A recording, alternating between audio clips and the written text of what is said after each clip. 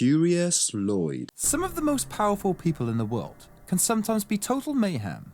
They say absolute power corrupts everything, but they rarely mention that it can also give you some really strange hobbies sometimes.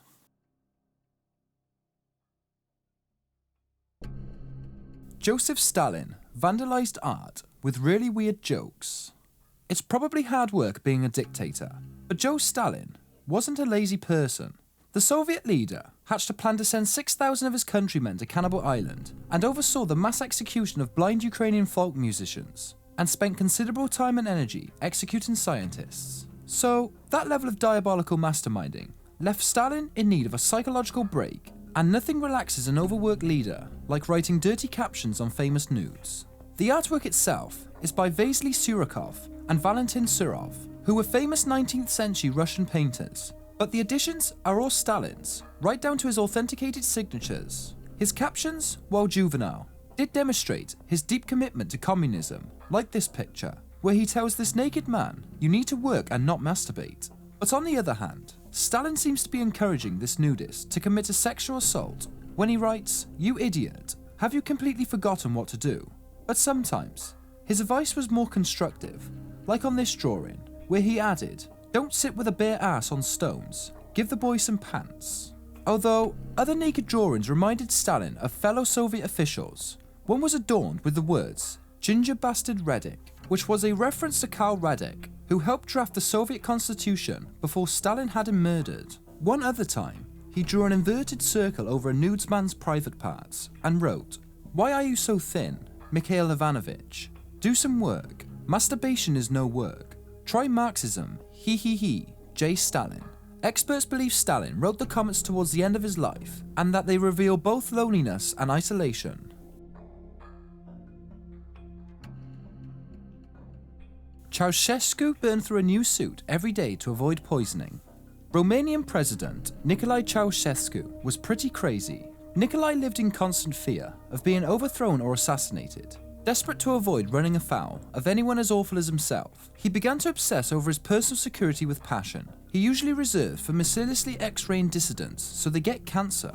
So concerned that he might be poisoned by osmosis via substances put into the fabric of his clothes, Nicolae began wearing a different suit every day and burning his clothes and shoes after a single wearing. Prior to being worn, each article of clothing was stored in a clear plastic bag and sealed with high-frequency electrical equipment. Once removed, clothing was stamped with coloured ink and sent to the incinerator.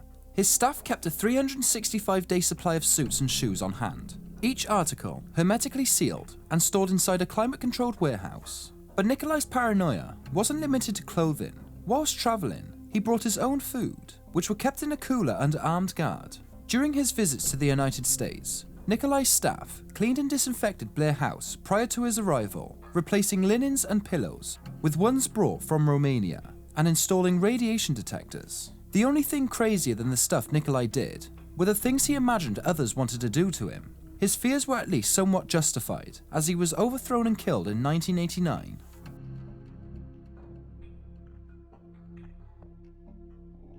Mugabe won't stop sending zoo animals to their death. If you're friends with Zimbabwean autocrat Robert Mugabe, you're getting a zoo animal. Now you see, when you're a ruthless dictator, your peer group is relatively small. Therefore, it's extremely important to stay on good terms with the others by giving gifts and participating in some mutual ego stroking. So Mugabe needed a way to make a grand gesture on the cheap, so he did whatever any level-headed practical person would do. He rounded up a load of animals from a national park and shipped them to his friends. Mugabe's most recent gift was a Noah's Ark of animals sent to North Korea's Kim Jong-il in 2010, drawing criticism from animal rights groups. The ark contained pairs of various animals, including giraffes, zebras, and 18-month-old baby elephants that were too young to leave their mothers. Despite warnings that the elephants faced almost certain death, Mugabe continued with the plan. This alone would be a tragic event. In the 1980s, he sent 2 endangered rhinos to North Korea, where they died a few months later. Then he sent 2 other rhinos to what was then Yugoslavia, where they soon died tragically. But by now, he's just using zoo animals as a currency, paying China for a military debt by sending them 35 elephants, 8 lions, 12 hyenas, and a lone giraffe. Enver Hoxha banned all films except those with an obscure British comedian. Enver Hoxha wasn't a favourite for most people, and he made Albania a country nobody ever wanted to visit. Among his memorable and half-baked ideas were banning beards and typewriters, and covering much-needed farmland with some 750,000 bunkers.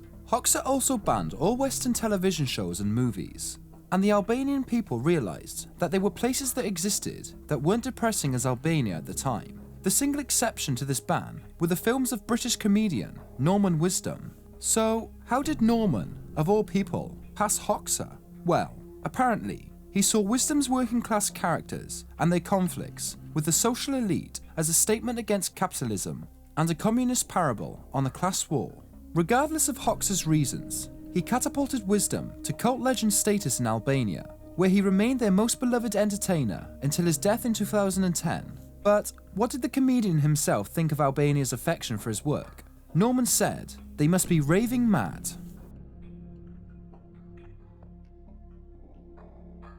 Castro was obsessed with breeding a super cow. No one will ever love milkshakes as much as Fidel Castro did. Despite knowing that keeping a regular schedule isn't a good idea when there are people actively trying to assassinate you, Castro refused to miss his daily date with a milkshake in the bar of his Havana hotel. The closest the CIA ever got to killing him was poisoning his chocolate milkshake. But milkshakes might have been Castro's gateway drug, but he sure didn't stop there. First, he became obsessed without cheesing the French. In 1964, he tried to foist his Cuban camembert on a visiting French diplomat, telling him to eat some and repeatedly trying to get him to agree that it was better than whatever they had in France. The Frenchman suggested that there was a reason Cuba was known for cigars and not cheese. Since he couldn't achieve total cheese domination, Castro decided he'd settle for the next big thing, producing more varieties of ice cream than the United States did.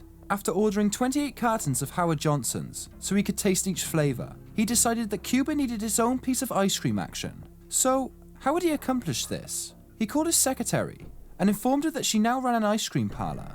Though the ice cream business was a great success, Castro still hadn't reached a peak of his milk obsession. So realising that the quality of cheese and the quality of ice cream both depended on the quality of milk, he set about revolutionising the Cuban dairy industry by breeding a race of super cows. So, he imported thousands of Holsteins from Canada, but almost a third of them died off within weeks due to climate and insufficient nutrition.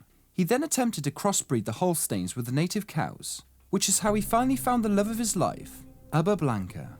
Meaning white udder in Spanish, Uba Blanca made the Guinness Book of World Records for the highest milk yielded by a cow in one day, which was 110 litres. When she died in 1985, her body was stuffed and put on display at the National Cattle Health Centre as a permanent monument to Castro's milk obsession.